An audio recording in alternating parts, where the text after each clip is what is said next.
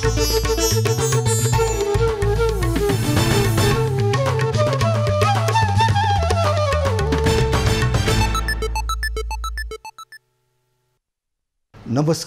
यो एभिन्यूज खबरको संकेत हो।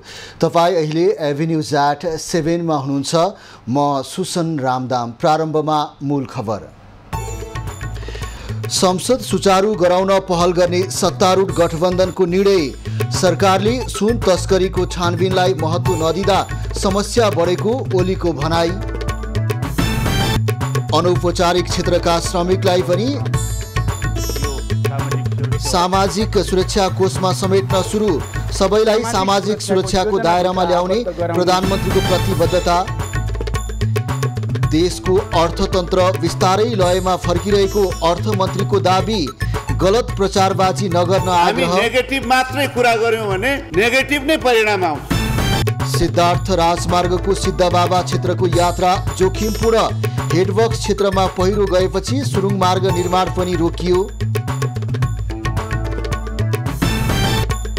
छिनछिनमा बत्ती जाने समस्याले सर्लाहीका बासिन्दा आजित।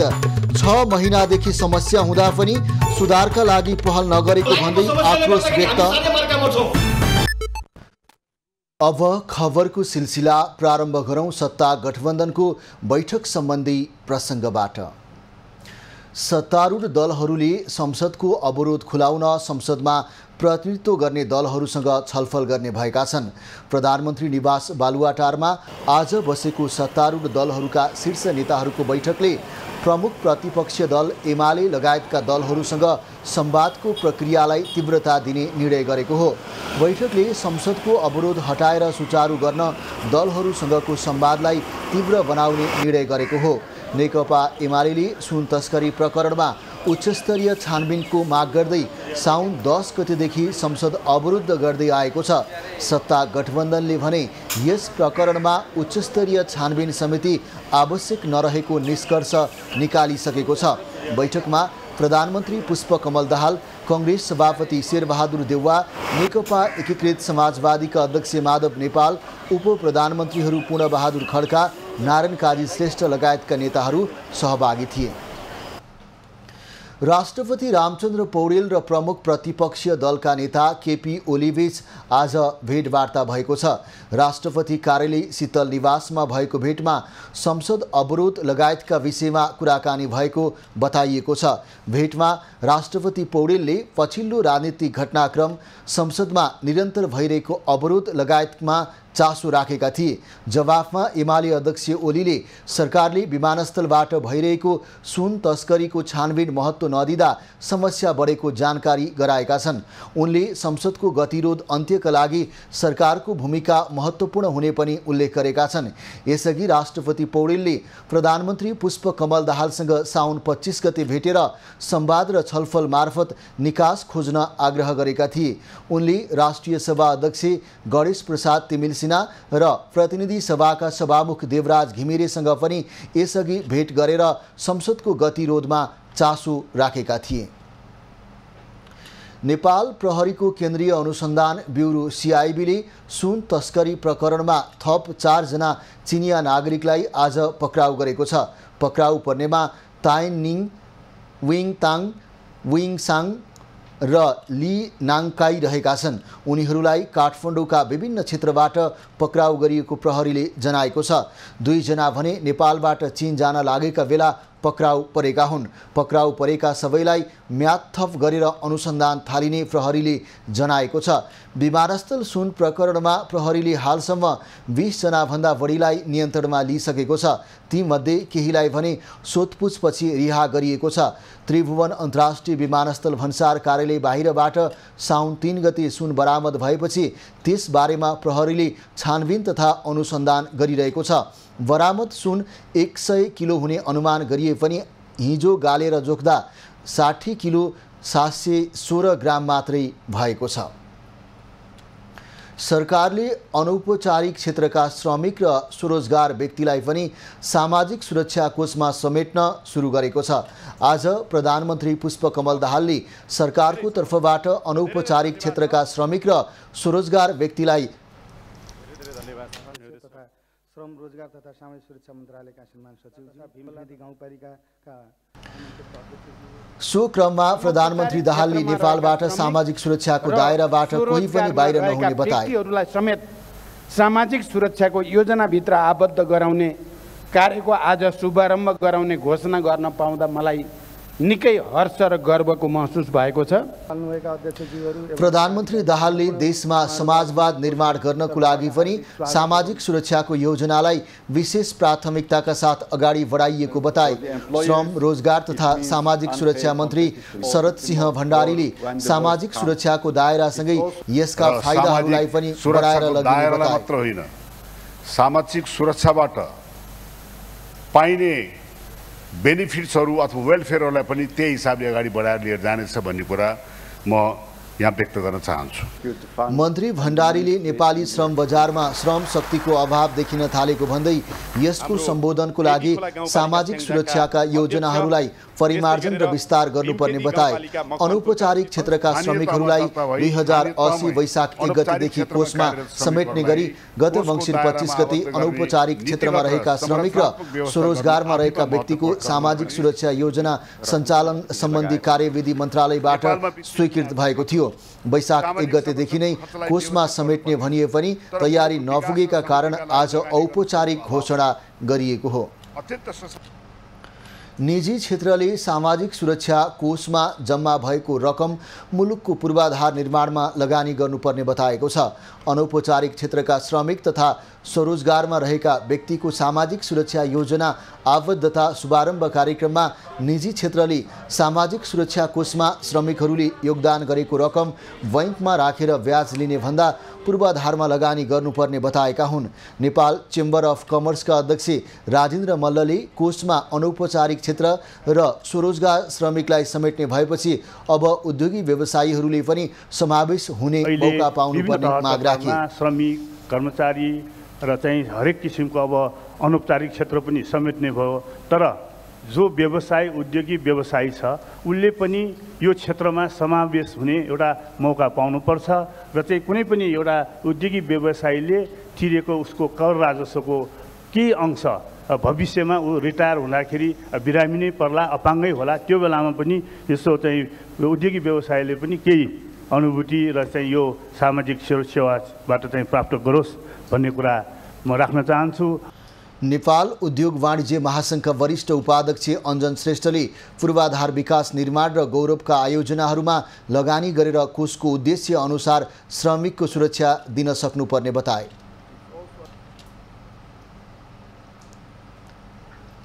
नेपालको पूर्वाधारमा विकास निर्माणमा चाहिँ गर्नुपर्ने राष्ट्रिय गौरवका योजनाहरू लगायत चाहिँ पूर्वाधारलाई चाहिँ नि नेपालको चाहिँ नि समृद्ध नेपालको परिकल्पनामा गर्नुपर्ने चाहिँ नि विकास निर्माण कार्यहरूमा पनि यसलाई उपयोग गरेर सही सदुपयोग गरेर र मजदुरहरूको भनौँ न यो सुरक्षा कोषले आफ्नो उद्देश्य अनुसार चाहिँ जुन सुरक्षा दिनुपर्ने त्यसमा पनि सफल होस्। नेपाल उद्योग परिसङ्घका अध्यक्ष राजेश कुमार अग्रवालले कर्मचारी र नागरिक लगानी कोषले दिने सेवा सुविधाहरू सामाजिक सुरक्षा कोषले दिनुपर्ने बताए। सामाजिक सुरक्षा योजना कार्यान्वयनको सुरुवाती चरणमा अस्पष्ट हुँदा केही समय अन्योलको अवस्था पनि सिर्जना भयो। पछि बिस्तारै सुधार हुँदै गर्दा यसमा आबद्धता पनि बढ्दै गएको छ। कर्मचारी सञ्चय कोष नागरिक लगानी कोषले दिँदै आएका सेवा सुविधा सामाजिक सुरक्षा कोषले पनि दिनुपर्ने सुझाव योगदानकर्ताहरूले गरेको सुनिन्छ। त्यस्तै नेपाल ट्रेड युनियन महासङ्घ जिफनका अध्यक्ष विनोद श्रेष्ठले सामाजिक सुरक्षा कोषमा आबद्ध नगर्ने र सूचीकृत गरी योगदानको रकम कट्टा गरी आफ्नै कार्यालयमा राख्ने जस्ताका लागि दण्डनीय बनाउन माग गरे। सूचीकृत गरी योगदानको रकम कट्टा गरी आफ्नै कार्यालयमा राख्ने जस्ताका लागि दण्डनीय बनाउनुपर्छ भन्ने हामी ट्रेड युनियन आन्दोलनको माग रहेको छ। यदि यसो नगरिएको अवस्थामा कुनै पनि कम्पनी फर्म वा प्रतिष्ठानको दर्ता नवीकरण र कर चुक्ता जस्ता विषयहरूमा कडाई गर्नेतर्फ निर्मम बन्नै पर्छ। उनले सरकारी कार्यालयमा अनौपचारिक रूपमा काम गर्ने श्रमिकलाई कहिले समावेश हुन्छन् भनेर प्रश्न समेत गरे। प्रधानमन्त्रीले श्रमिकका मागका विषयमा बोल्न मात्रै नभएर व्यवहारमा लागू गर्नु माग ट्रेड युनियनका प्रतिनिधिहरूको रहेको थियो। उप प्रधानमन्त्री तथा रक्षा मन्त्री पूर्णबहादुर खड्काले सङ्घीय निजामती सेवा ऐनको मस्यौदा 1 हप्ताभित्र संसदमा पेश गर्ने बताएका छन्। नेपाल निजामती कर्मचारी युनियन केन्द्रीय कार्य समितिले आज आयोजना गरेको कार्यक्रममा उनले सङ्घीयतासँग जोडिएका सङ्घीय शिक्षा ऐन, सङ्घीय प्रहरी ऐन लगायतका ऐनहरूको निर्माण कार्यलाई पनि सरकारले प्राथमिकताका साथ अघि बढाएको दाबी गरेका हुन्। उप प्रधानमन्त्री खड्काले मुलुकको अर्थतन्त्रको सीमाभित्र रहेर कर्मचारीको माग सम्बोधन हुने गरी सो ऐन ल्याउने आश्वासन समेत दिए। शासन, अनुशासन यी सबै कुराको सीमा हुन्छ। त्यसैले राम्रो तरिकाले सकारात्मक कुराले ऐन अगाडि बढेको छ। यति कुरा म भन्न सक्छु, तपाईँले भनेका सबै कुरा पुरा हुने नहुने अर्को कुरा छ। तपाईँले पहिला जति बेला 2 महिना अगाडि जुन मानसिकतामा तपाईँहरू हुनुहुन्थ्यो त्योभन्दा धेरै राम्रो तरिकाले अगाडि बढेको छ। यति म भन्छु। उप प्रधानमन्त्री खड्काले मुलुकको अर्थतन्त्रको सीमालाई ध्यानमा राखेर आफ्नो मागहरू राख्न कर्मचारीहरूलाई पनि पटक पटक सचेत गराए। उनले मुलुकमा विद्यमान समस्याहरू सरकार र सम्बन्धित पक्षको साझा समस्या भएकाले समाधानका लागि पनि दुवै पक्षबीच साझा पहल हुनुपर्ने आवश्यकता औलाए। उप प्रधानमन्त्री खड्काले मुलुकका अर्थतन्त्रले दिने अनुमतिको आधारमा कर्मचारीहरूलाई सेवा सुविधा बढाउने कुरामा सरकारले कुनै पनि खालको कन्जुसाई नगर्ने बताए। मुलुकको अर्थतन्त्र ओह्रालो लागेका बेला कर्मचारीहरूले पनि आफ्नो माग सरकार समक्ष थुपार्न नमिल्ने उनको भनाइ थियो। अर्थमन्त्री डाक्टर प्रकाश शरण महतले देशको अर्थतन्त्र बिस्तारै लयमा फर्किरहेको दाबी गरेका छन्।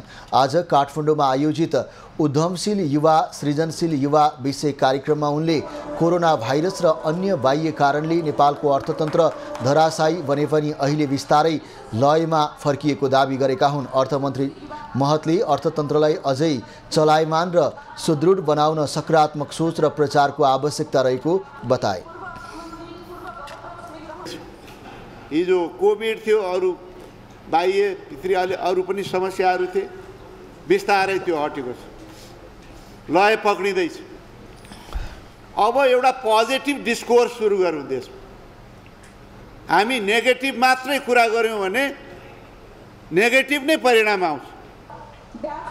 अर्थमन्त्री डाक्टर महतले नेपालको अर्थतन्त्र सङ्कटमा रहेको भन्दै विदेश जानुको विकल्प छैन भन्ने जस्ता प्रचारबाजी भएकाले अर्थतन्त्रमा समस्या उत्पन्न भएको बताए। पूर्व अर्थमन्त्री डाक्टर युवराज खतिवडाले युवालाई भविष्यप्रति आशावादी बनाउँदै 9 लाख युवालाई विदेश जान रोक्नु प्रमुख प्राथमिकताको विषय भएको बताए। त्यसलाई प्रोत्साहन कसले गर्छ? त्यो उद्यमशीलताका आधारभूत तत्त्वहरू के हुन्? युवाहरूलाई हामीले उद्यमशीलतामा कसरी जोड्न सक्छौँ र युवाहरूलाई हामीले भविष्यको आशा कसरी जगाउन सक्छौँ र अघि जनार्दनजीले भनेको त्यो झन्डै 9 लाख विदेश जाने युवाहरूलाई कसरी रोक्न सक्छौँ, आजको विषय चाहिँ त्यो हो।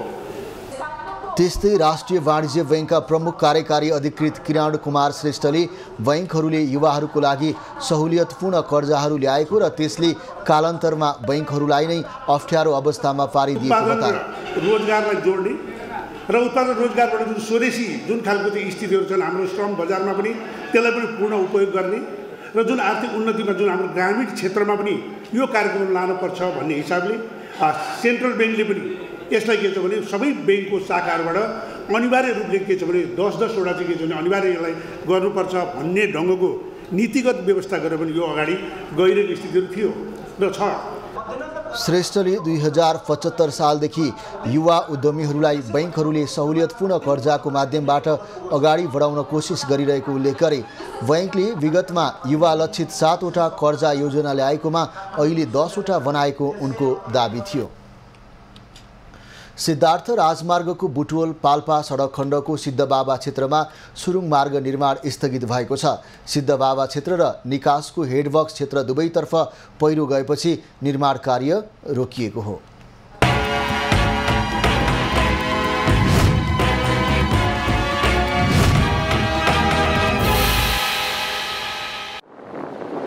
वर्षयाममा सुरुङ निर्माण गरिएका कारण सिद्धार्थ राजमार्गको सिद्धबाबा क्षेत्रको यात्रा झनै जोखिमपूर्ण बनेको छ। यस क्षेत्रमा 1126 मिटर सुरुङ मार्ग 8.5 मिटर चौडाइको बन्ने क्रममा छ। सडकको तल्लो सिद्धबाबादेखि दोभान चौकीसम्म करिब 4 किलोमिटर क्षेत्र जोखिमपूर्ण बनेको हो। जोखिमपूर्ण सडक क्षेत्रमा 1126 मिटरमा मात्र सुरुङ निर्माण हुने भएपछि छोटो दूरीको सुरुङ मार्गप्रति स्थानीयले चिन्ता प्रकट गरेका छन्। तल्लो सिद्धबाबादेखि माथि दोभानसम्म सबै माथिबाट झरिराख्ने ठाउँमा माथिल्लो सिद्धबाबाट यो ड्याम साइडसम्म गएर एउटा सुरुङ मार्गले यता पनि पहिरो झर्ने ठाउँ छ, उता पनि पहिरो झर्ने ठाउँ छ भने यहाँ राज्यको अरबौं रुपियाँ ल्याएर यो सुरुङले के को लागि काम गर्ने, यो बाटो सुरक्षाको लागि हो कि हामी सुरक्षित यात्राको लागि हो कि हामी सर्वसाधारण जनताले बुझ्न सकेका छैनौँ। तल्लो सिद्धबाबा भन्दा नजिकैबाट अथवा अगाडि बढाउँदा दोभान चौकीभन्दा अलिकति अगाडि अथवा झुन्सेसम्म भएको भए अझै उत्तम हुने थियो।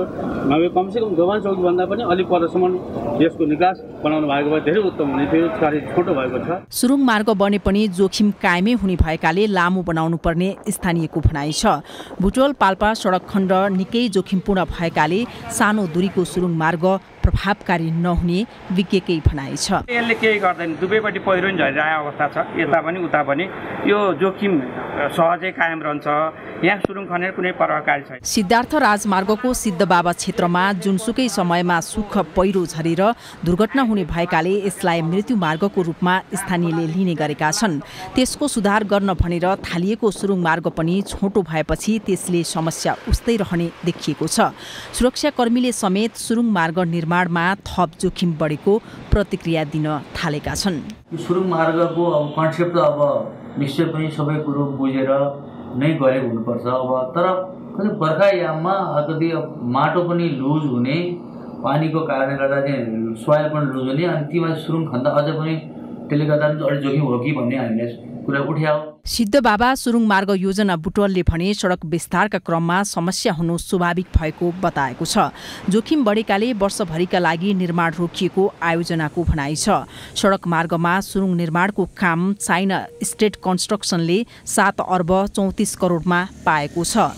सुरुङ निर्माणसँगै सो बजेटबाट 2398 मिटर सडकको स्तरोन्नति, 780 मिटरमा रक सेड र 431 मिटर बाइपास सडक निर्माण हुनेछ। दुवैतिर जोखिम यथावत रहने भएका कारण स्थानीयवासीहरूले यो सुरुङ त्यति प्रभावकारी हुन नसक्ने बताउन थालेका छन्। एबी न्युज खबरका लागि माधव पौडेलका साथ दामोदर खनाल, बुटवल।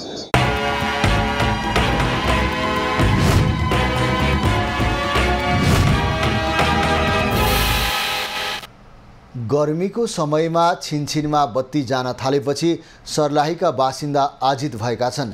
विगत 6 महिनादेखि विद्युत अनियमित भएपछि सुधारको पहल नभएको भन्दै स्थानीय आक्रोशित भएका छन्। सर्लाही जिल्लामा उपनिर्देशक पहिलोचोटि विद्युत प्राधिकरण वितरण केन्द्र मलङमामा आउनुभएको छ।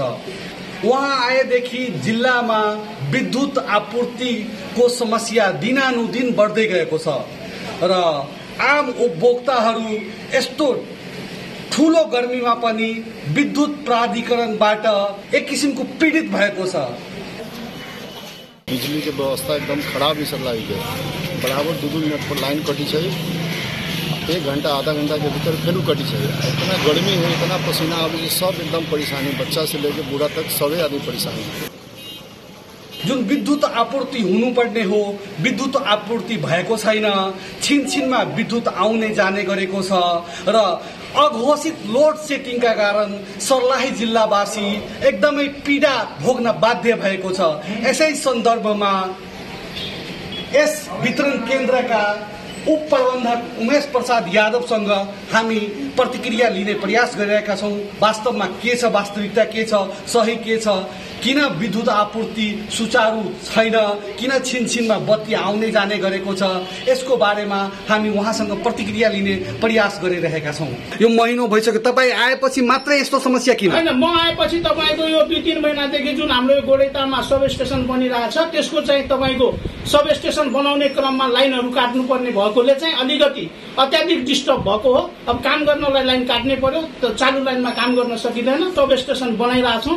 अब त्यो सब स्टेसन लाइसेन्स चाँडै नै हामीले चार्ज गर्ने अब सूचना पनि कति दिन लाग्छ महिनामा भनिदिनुहोस् 6 महिना 1 साल कति दिन तपाईँ गएपछि सुचारू हुन्छ कि यो गडरिया डुमरिया चाहिँ अब तपाईँको हामीले यो 10-15 दिनभित्र चाहिँ यो लाइन सञ्चालन गर्छ हाम्रो बुझाउन अनुसार छ यो महीना तो बीतिए गया महीना के भीतर में पूरा बत्ती के अवस्था ठीक हो जाता है वोल्टेज के समस्या चल और लाइन के स्टेबिलिटी के समस्या चल ये दोनों यही महीना के भीतर चले लगभग कम्प्लिट हो गयो 1 महिना तपाईको ढिलो हुँदाखेरि 10 देखि हामी 20% सम्म ब्याज तिरेका छौं जनताले तर लाइनको समस्याले गर्दाखेरि हामी साझा मार्कामा छौं अब यो कुरा कहाँ भन्ने र कसले हाम्रो उपाय गरिदिने हो र कसले हाम्रो समस्या बुझिदिने हो त्यो नेपाल सरकारसँग हामी यो प्रश्न राख्न चाहन्छौं खबरको सिलसिला अझै जारी छ हामीसँगै रहनुहोला अब बाँकी खबर पेट्रोलियम पदार्थको मूल्य वृद्धि भएसँगै अन्तर प्रदेश सार्वजनिक यातायातको भाडा समेत वृद्धि भएको छ स्वचालित मूल्य प्रणालीका आधारमा आजदेखि लागू हुने गरी यातायात व्यवस्था विभागले सार्वजनिक सवारीको भाडा वृद्धि गरेको हो विभागको अनुसार यात्रुवाहक सवारी साधनको साबिकको भाडामा 4.70% वृद्धि गरिएको छ भने पहाडी बाटोमा सञ्चालन हुने मालवाहक सवारी साधनको भाडा 6.15% वृद्धि गरिएको छ यस्तै तराईको बाटोमा सञ्चालन हुने मालवाहक सवारीको भाडा 6.83% वृद्धि गरिएको छ इन्धनको बजार मूल्य 5% वा सोभन्दा बढीले बढेमा वा घटेमा विभागले अभ्यास गर्दै आएको वैज्ञानिक भाडा समायोजन प्रणाली अनुसार स्वचालित रूपमा अन्तर प्रदेश सार्वजनिक यातायातको भाडा बढ्ने वा घट्ने व्यवस्था रहेको छ सोही व्यवस्था अनुसार भाडा समायोजन गरिएको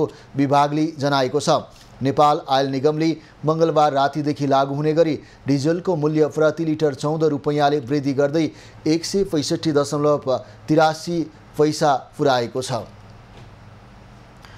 अर्थतन्त्र चलायमान बनाउन सरकारले लामो समयदेखि रोकिएको जग्गाको कित्ता काट खुला गरेको छ भू उपयोग नियमावली संशोधन गर्दै कित्ता काट खुलाउने निर्णय गरेको हो भूमि व्यवस्था सहकारी तथा गरिबी निवारण मन्त्रालयको प्रस्तावमा मन्त्री परिषद बैठकले जग्गा कित्ता काट खुला गर्ने निर्णय गरेको हो कित्ता काट खुलाएसँगै प्लानिङ अनुमति लिएका कम्पनीले 2.5 आनामै जग्गा कित्ता काट गर्न पाउने भएका छन् आवश्यक क्षेत्रमा न्यूनतम 4 आना एक दाम हुनुपर्ने व्यवस्थालाई संशोधन गर्दै जग्गा 2.5 आना क्षेत्रफलमै कित्ता काट गर्न दिने भएको छ व्यक्तिगत कारोबारमा भने न्यूनतम 4 आना एक दामकै प्रावधान यथावत राखिएको छ घर जग्गामा गरेको लगानी डम्प हुँदा अर्थतन्त्रमा समस्या परेको भन्दै सरकारले जग्गाको कित्ता काट खुला गर्ने निर्णय गरेको छ मनपरी कित्ता काट हुँदा कृषि योग्य जमिन मासिएको भन्दै सरकारले भू उपयोग नीति ल्याएर स्थानीय तहले जग्गाको वर्गीकरण गरेपछि मात्र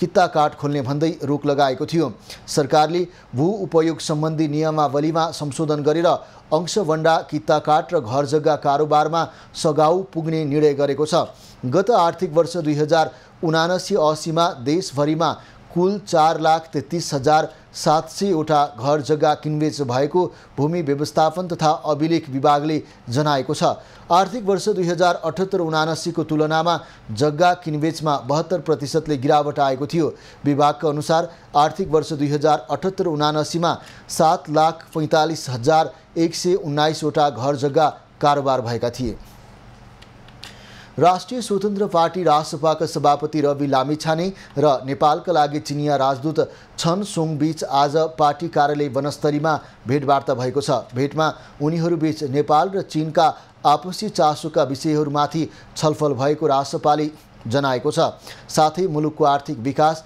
सुशासन र ग्रामीण विकासका विषयहरूमा छलफल भएको बताइएको छ सो अवसरमा राजदूत सोङले उत्तरी सीमा क्षेत्रमा भएको समस्याप्रति ध्यानआकर्षण भएको र सोको यथाशीघ्र समाधानको पहल गरिने जानकारी दिएका छन् भेटमा सभापति लामिछानेले रासपा एक चीन नीतिप्रति अडिग रहेको समेत अवगत गराएका छन् भेटमा प्रतिनिधि सभा सदस्य तथा रासपाको अन्तर्राष्ट्रिय सम्बन्ध विभाग प्रमुख शिशिर खनाल केन्द्रीय सदस्यद्वय लिमा अधिकारी र प्रतिभा रावल लगायतका नेता समेत सहभागी थिए राष्ट्रिय योजना आयोगका उपाध्यक्ष डाक्टर मिनबहादुर श्रेष्ठले दिगो विकासका लक्ष्यहरू हासिल गर्न सरकार कटिबद्ध भएर लागेको बताएका छन्। आज काठमाडौँमा आयोजित कार्यक्रममा उनले दिगो विकासका लक्ष्य हासिल गर्न निजी क्षेत्र, विकास साझेदारी संस्था र नागरिक समाजको भूमिका अग्रणी रहने बताएका हुन्। उपाध्यक्ष श्रेष्ठले सरकारले उत्पादन, रोजगार, कृषि र उद्योग क्षेत्रलाई प्राथमिकतामा राखेर दिगो विकास लक्ष्य प्राप्तिका क्षेत्रमा काम गरिरहेको बताए। Nepal has mobilized both internal as well as external resources.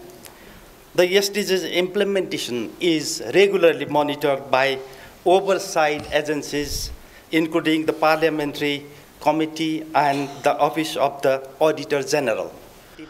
उपाध्यक्ष श्रेष्ठले दिगो विकासका लक्ष्यहरू कार्यान्वयनको अनुगमन संसदीय समिति र महालेखा परीक्षकको कार्यालय लगायतका अन्य निकायहरूद्वारा गरिँदै आएको बताए। दिगो विकासका लक्ष्य प्राप्तिका लागि संस्थागत रूपमा संयन्त्र बनाएको पनि उनले बताए।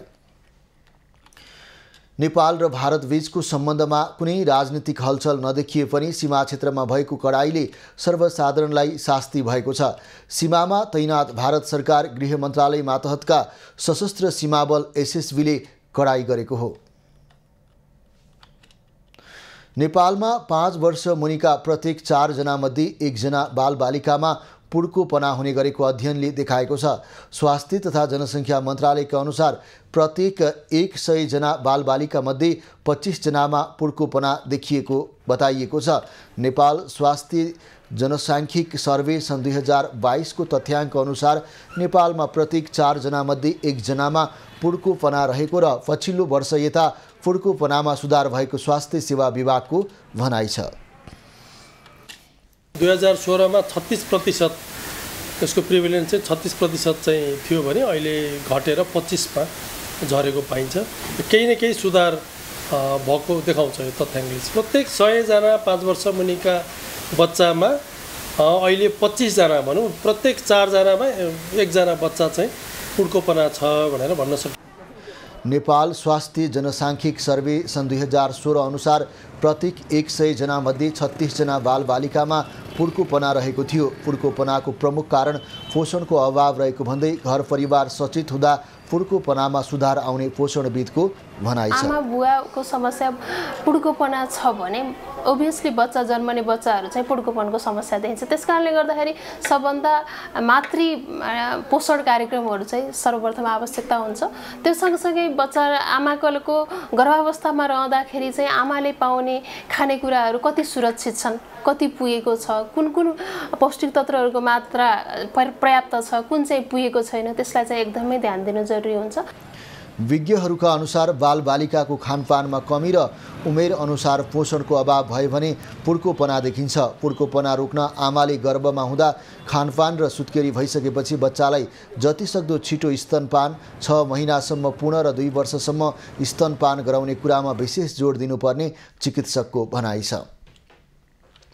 नेपालका लागि भियतनामी राजदूत न्युयेन थान हाईले भियतनामीहरू लुम्बिनी र सगरमाथा आउन इच्छुक रहेको बताएका छन्।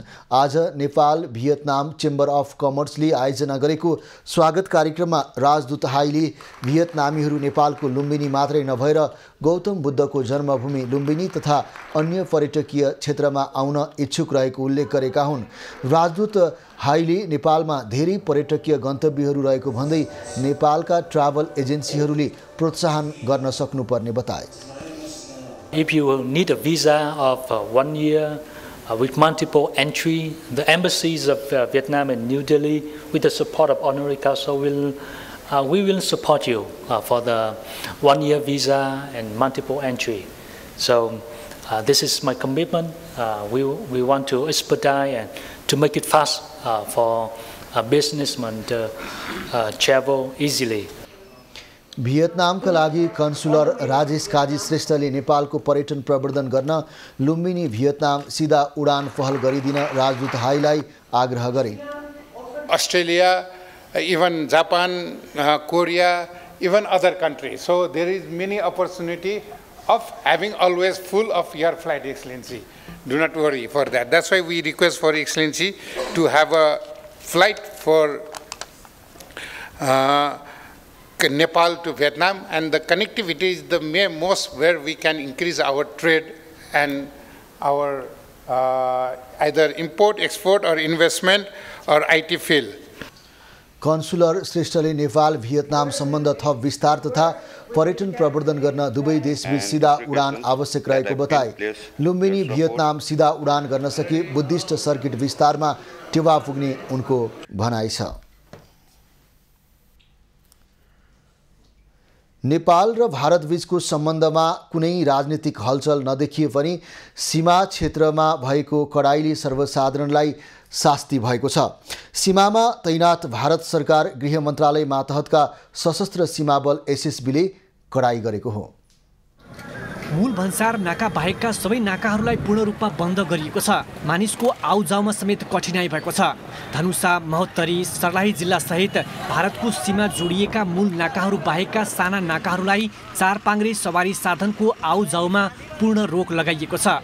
एसएसबीले साना नाकाहरूमा सडक डिभाइडर, ड्रम, बाँस लगायतका वस्तु राखेर अवरोध गरेको छ। भारतको ठुलो बजारसम्म नेपाली नम्बरका सवारी साधनलाई जान नेपाल स्थित भारतीय दूतावास अथवा वाणिज्य दूतावासबाट अनिवार्य रूपमा स्वीकृति लिनुपर्ने प्रावधान राखिएको छ। स्वीकृति बिना प्रवेश गरेका नेपाली सवारी साधनलाई भारतमा जफत गरिने प्रावधान राखिएको छ। नेपाल र भारतसँग भएको केही सम्बन्धहरू तपाईको प्रयोगमा आएको छ, त्यसको निम्ति अब जन्तीको गाडी, बिहेको गाडी हैन, तपाईको चाहिँ नि के रे बिहे प्रयोजनसँग सम्बन्धित विषयहरू, पारिवारिक प्रयोजनसँग सम्बन्धित विषयहरूमा पनि सवारी साधनहरू जुन रोक्ने काम गरेको छ, यो बिल्कुल गलत हो। यो गर्नु हुँदैन भन्ने हाम्रो मान्यता हो। नेपालबाट भारतीय बजारमा घराइसी सामान किनमेल गर्न पैदल जाने महिलाहरूलाई अनिवार्य रूपमा परिचय पत्र देखाउनु परिरहेको छ। सीमामा तैनात एसएसबीले महिलाहरूको परिचय पत्र देखेर मात्र भारतमा प्रवेश गर्न दिइरहेको छ। पहिचान प्रष्ट नहुनेलाई नेपाली भूमिबाट भारतमा र भारतबाट नेपालमा आउजाउ गर्न रोक लगाइएको छ। त्यो कस्टम्स डिपार्टमेन्टको तर्फबाट नि रायसो बुझाएर मात्रै इन्डियामा इन्ट्री गर्ने व्यवस्था गर्ने भनेर निर्देशन भएअनुसार गरेको रे भन्ने मैले सुनेको छु। सीमा क्षेत्रमा भएको कडाइले सर्वसाधारणलाई शास्ति भएको छ भने व्यवसायीहरू मारमा परेका छन्। 10 गजा क्षेत्र पूर्ण रूपमा खाली गराइएको छ। 10 गजा क्षेत्रमा टहरा बनाएर ससाना पसल थाप्ने, सवारी साधनहरू पार गर्न रोक लगाइएको छ। तर नेपाली सुरक्षाकर्मीहरूले भारततर्फ जाने मानिसलाई अवरोध गरेका छैनन्। इन्डियाको सरकार भन्छ कि जसले नेपाल र इन्डियाको बेटीरोटीको सम्बन्ध छ, अनि हामीहरू जो इन्डियाको अहिले बिहे भएर मान्छे इन्डियातिर जाँदाखेरि त्यो बोर्डरमा त्यो रोक्छ गाडीहरू, अनि इन्डियाको गाडी नेपालमा आउँदाखेरि पुरै नेपालमा घुम्छ। भारतबाट नेपाल आउने मानिसहरूको सर सामानको मात्र चेक जाँच गरेको देखिन्छ। सीमा क्षेत्रमा दुईतर्फी कडाई गरिएकाले खुला सीमाका कारण नेपाल र भारतका नागरिकले आउजाउमा सहजता महसुस गर्दै आएका थिए। गत जुलाई महिनामा पाकिस्तानी महिला सीमा हैदर अवैध रूपमा नेपाली मार्ग भएर भारतमा छिरेपछि सीमा क्षेत्रमा निगरानी बढाइएको छ। सवारी साधन प्रवेश निषेध गरेपछि सीमा नाकामा भारतीय एसएसबी र राजस्व विभाग विरुद्ध दैनिक विरोध प्रदर्शन भइरहेको छ भने दैनिक उपभोग्यका सामानहरू ल्याउन र बिहेबारी गर्नेमा समस्या उत्पन्न भएको हो। कमलेश मण्डल, महोत्तरी। चितवनको भरतपुर महानगरपालिका 9 टिकौली जंगलमा भएको सवारी दुर्घटनामा 20 जना घाइते भएका छन्। भरतपुरबाट टाढीतर्फ जाँदै गरेको ना 1 क 6131 नम्बरको अक्सफोर्ड कलेजको बसले विपरीत दिशाबाट आउँदै गरेको ना 2 च 8446 नम्बरको सब बोकी देवघाटतर्फ आउँदै गरेको बोलेरो सहित विभिन्न मोटरसाइकललाई समेत ठक्कर दिएको प्रहरीले जनाएको छ। प्रहरीका अनुसार 8 वटा सवारी साधन ठोक्किएका छन्। बस चालक नवलपुरको गैंडाकोट नगरपालिका 9 का 26 वर्षीय आशिष फरियारलाई प्रहरीले नियन्त्रणमा लिएको छ। घाइते मध्ये 7 जनाको अवस्था गम्भीर रहेको बताइएको छ। घाइतेको भरतपुर अस्पताल सहित अन्य अस्पतालमा उपचार भइरहेको छ। अब पालो एभिन्यूज एट बिजनेसको। महिला सृजनशील केन्द्रले सृजनशील उद्यमी मेला आयोजना गर्ने भएको छ। आगामी भदौ 15 गतेदेखि 17 गतेसम्म 20औं डाबर वाटिका तीज फेस्टिभल सृजनशील उद्यमी मेला 2080 आयोजना गर्न लागि केन्द्रले आज पत्रकार सम्मेलन मार्फत जानकारी गराएको हो। काठमाडौँको लैनचौर स्थित मल्ल होटलमा हुने 3 दिने मेलामा 80 भन्दा बढी स्टलहरू रहने र 10,000 भन्दा बढीले अवलोकन गर्ने अपेक्षा गरिएको छ। सहयोगले नै आज हामी यहाँसम्म 20 वर्ष पुग्न सफल भएका छौँ। अत अब आउने यो हाम्रो भदौको 15, 16, 17 जुन हामीले यस 20औं पटक यो डाबरबाटीका तीज फेस्टिभल सृजनशील उद्यमी मेला सञ्चालन गर्न गइरहेका छौँ। त्यसको लागि पनि तपाईँ मित्रहरू, पत्रकार मित्रहरू, स्पोन्सरहरू र एक्जिबिटर साथीहरू र भिजिटर साथीहरू सबैको चाहिँ पूर्ण सहयोग हुन्छ भन्ने कामना गर्दै धन्यवाद दिन चाहन्छु। सृजनशील र सिप भएका महिलालाई उद्यमी बन्न प्रेरित गर्ने उद्देश्यका साथ आयोजना गरिने प्रदर्शनमा घरेलु तथा हस्तकलाका सामग्री, महिला उद्यमशीलता वस्तु तथा सेवाहरू, तीज विशेष खानाका परिकार मुख्य आकर्षणका रूपमा रहनेछन्। मेलाको व्यवस्थापन राइजिङ नेपालले गर्नेछ। शेयर बजार आज पनि दोहोरो अङ्कले ओह्रालो लागेको छ। मङ्गलबार 32 अङ्कले घटेको शेयर बजार परिसूचक नेप्से आज 20.31 अङ्कले घटेर 2025.12 बिन्दुमा रोकिएको हो। आज 48,38,000 किता शेयर 1 अर्ब 67 करोड 79 लाख रुपैयाँमा कारोबार भएका छन्। सबैभन्दा धेरै हिमालयन डिस्टिलरीको 8 करोड 41 लाख रुपैयाँको शेयर किनबेच भएको छ। आज सबै समूहको शेयर घटेकोमा बिमा, व्यापार, उत्पादन र जलविद्युत समूहको शेयर उच्च अङ्कले ओह्रालो लागेका छन्। सबैभन्दा धेरै माउन्टेन हाइड्रो नेपाल र श्वेत गङ्गा हाइड्रो पावर कम्पनीको शेयर 8% घटेको छ। बजार ओह्रालो लागेको दिन वलेफी हाइड्रो र सनराइज फोक्स्ड इक्विटी फन्डको शेयर 4% बढेको छ। आज कुल 34 कम्पनीको शेयर मूल्य बढ्दा 185 कम्पनीको शेयर मूल्य घटेको छ।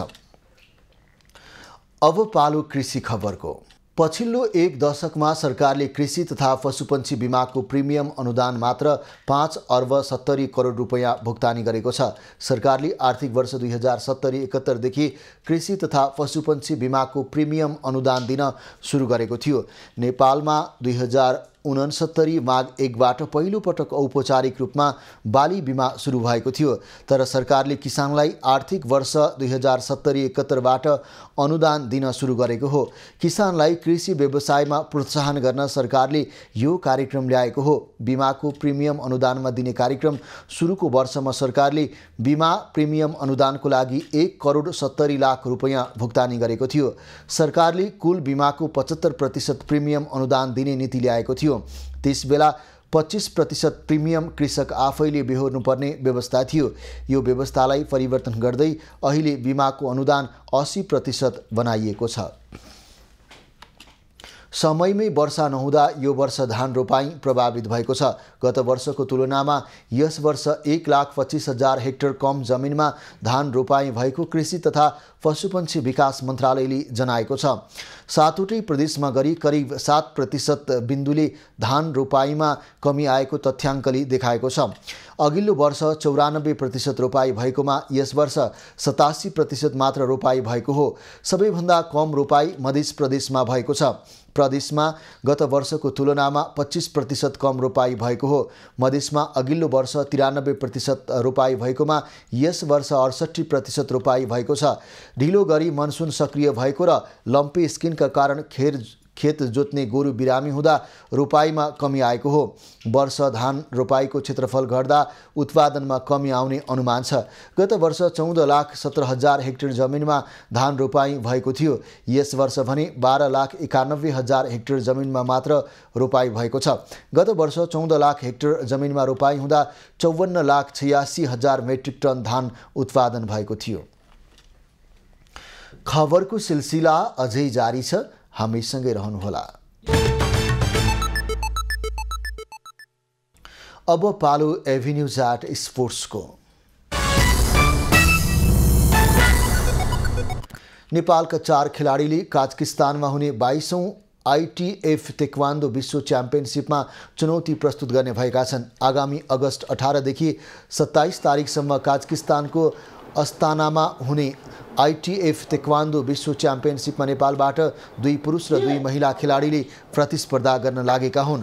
महिला 47 केजी तौल समूहमा रुबिका खड्का र 52 केजीमा सुस्मिता थापा तथा पुरुषमा 64 केजी मुनि तौल समूहमा पुकार केसी र 68 केजी तौल समूहमा अजय बुढा मगरले नेपालको तर्फबाट चुनौती प्रस्तुत गर्नेछन्। च्याम्पियनसिपमा सहभागी हुन जाने 4 खेलाडी र 4 अफिसियल सहितको 8 सदस्यीय टोलीलाई बुधबार उपप्रधान तथा गृहमन्त्री नारायण काजी श्रेष्ठले विदाई गरे। सो अवसरमा मन्त्री श्रेष्ठले पछिल्लो समय नेपाली खेलकुदको विकास भइरहेको र त्यसमा खेलाडीको भूमिका महत्त्वपूर्ण रहेको बताए। तपाईहरुले एउटा राम्रो क्षेत्र समात्नु भएको छ। हरेक क्षेत्रको आफ्नो महत्त्व हुन्छ। खेल क्षेत्रको नि ठूलो महत्त्व छ हैन। त्यसकारणले गर्दाखेरि तपाईहरुले राष्ट्रको गौरव बढाउने, आफ्नो व्यक्तित्व विकास गर्ने र राष्ट्रलाई एकताबद्ध पनि बनाउने, अनुशासित पनि बनाउने महत्त्वपूर्ण भूमिका खेल जगतबाट खेल्दै हुनुहुन्छ। त्यसप्रति तपाईहरु पनि गौरवान्वित हुनुहुन्छ र सरकार पनि गौरवान्वित छ। नेपाली टोली बिहीबार काजाकिस्तानतर्फ प्रस्थान गर्नेछ। अब पालो खास खबरको।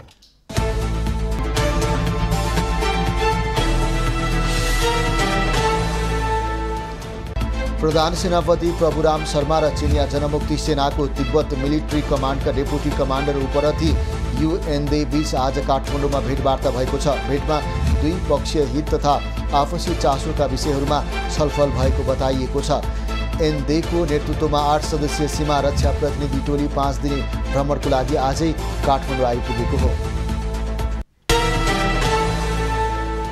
प्रधान सेनापति प्रभुराम शर्मा असोजमा भारत भ्रमणमा जाने भएका छन्। शर्मा असोज 8 देखि 10 गतेसम्म भारतको औपचारिक भ्रमणमा जाने तय भएको हो। यो शर्माको दोस्रो भारत भ्रमण हो। पहिलो भ्रमणमा उनलाई भारतीय राष्ट्रपतिबाट मानार्थ महारथी दर्जा प्रदान गरिएको थियो। नेपाली कांग्रेसका सांसद चन्द्र भण्डारी अस्पताल भर्ना भएका छन्। आगलागीमा परेर उपचार गराइरहेका सांसद भण्डारी आज कीर्तिपुर स्थित वन अस्पतालमा भर्ना भएका हुन्। गत 3 फागुनमा आफ्नै घरमा ग्यास लिक हुँदा भएको आगलागीमा परेका उनी लामो समय भारतको मुम्बई स्थित नेशनल वन सेन्टरमा उपचार गरेर स्वदेश फर्किएका थिए। कोशी प्रदेशका मुख्यमन्त्री उद्धव थापाले बुधबार दोस्रो पटक मन्त्री परिषद विस्तार गरेका छन्। उनले प्रदेशसभाका ज्येष्ठ सदस्य कांग्रेसका गयानन्द मण्डल गनगाईलाई उद्योग, कृषि तथा सहकारी राज्य मन्त्रीमा नियुक्त गरेका हुन्। मण्डलले आज नै पद तथा गोपनीयताको शपथ ग्रहण गरेका छन्।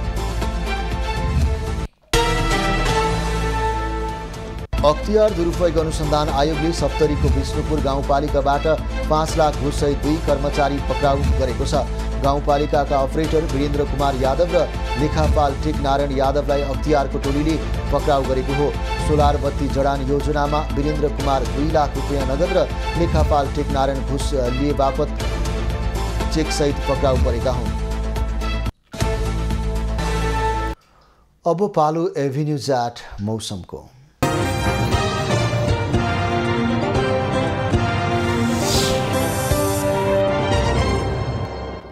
गत 24 घण्टामा देशभर सामान्यदेखि पूर्णतया बदलिरही गण्डकी, कर्णाली र सुदूरपश्चिम प्रदेशका पहाडी भूभागका थोरै स्थानहरूमा हल्का वर्षा भयो। आज राति सुदूरपश्चिम प्रदेश लगायत देशको पहाडी भूभागका केही स्थानहरूमा तथा बाँकी प्रदेशका थोरै स्थानहरूमा हल्कादेखि मध्यम वर्षाको सम्भावना रहेको छ। साथै सुदूरपश्चिम र कर्णाली प्रदेशका 1-2 स्थानहरूमा मेघ गर्जन, चट्याङसहित भारी वर्षाको समेत सम्भावना रहेको जल तथा मौसम पूर्वानुमान महाशाखाले जनाएको छ। आज काठमाडौँ उपत्यकाको अधिकतम तापक्रम 28 डिग्री सेल्सियस र न्यूनतम तापक्रम 20 डिग्री सेल्सियस मापन गरिएको छ। आज देशभरको मौसम कस्तो रह्यो त हेरौँ देशका विभिन्न स्थानको मौसमी अवस्था।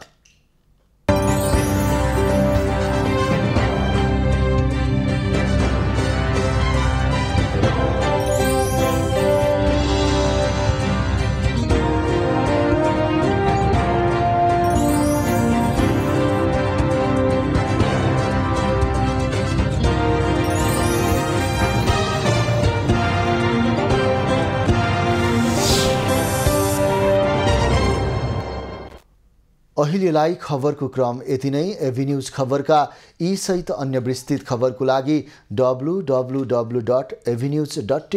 लगन गर्न सक्नुहुनेछ। युट्युब, फेसबुक र ट्विटरमा पनि हामीलाई फलो गर्न सकिनेछ। खबरभित्रको खबरको लागि हेर्दै रहनुहोला एभी न्यूज खबर। नमस्कार।